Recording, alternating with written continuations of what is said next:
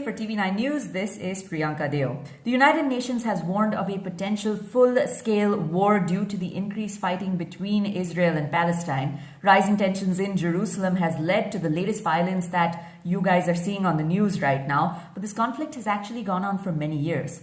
Here is the Israel-Palestine conflict explained. Number one, when did it start? Well, when the Ottoman Empire was defeated in World War I, Britain took control of Palestine. The land was occupied by primarily Arabs and Jewish people, Arabs being the majority. Now, tensions grew between the Arabs and Jews, and the international community held Britain responsible for establishing a home for Jewish people in Palestine. 2. What happened before and after World War II? Between the 1920s and the 1940s, Palestine saw an increasing number of Jewish people arriving.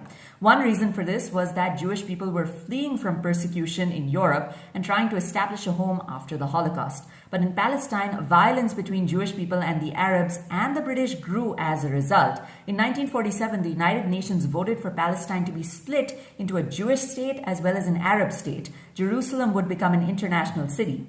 Now, the plan was accepted by Jewish leaders, but the Arabs never accepted nor implemented this. 3. The creation of Israel.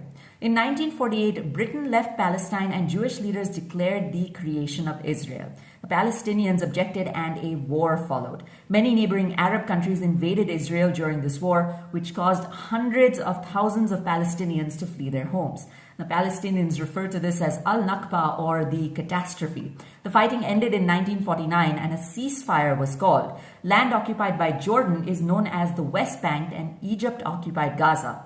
The Jerusalem was divided between Israel in the west and Jordan in the east. Now, because there was never an agreement, each side still continues to blame each other. 4. The map. Now, this is the current map of the area. Most Palestinian refugees and people reside in Gaza and the West Bank. Now, they can also be found in Jordan, Syria, as well as Lebanon. These people have not been allowed to return to their home. Israel has stated that this would overwhelm the state. Now, speaking of Israel, the state still occupies the West Bank even though it has pulled out of Gaza. Over the past half a century, that's 50 years, Israel has built settlements in occupied areas. Now, over 600,000 Jews live in these areas to date. Palestine says that this is illegal under international law, but Israel denies this.